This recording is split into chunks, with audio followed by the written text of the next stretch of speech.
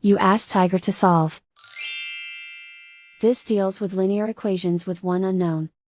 The final result is x equals 6. Let's solve it step by step.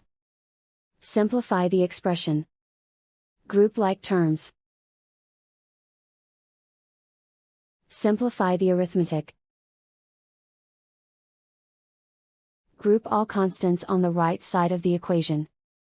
Add 5 to both sides. Simplify the arithmetic.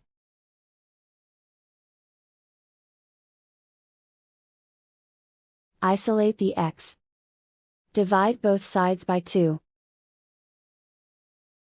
Simplify the fraction. Find the greatest common factor of the numerator and denominator. Factor out and cancel the greatest common factor. And so the final result is x equals 6.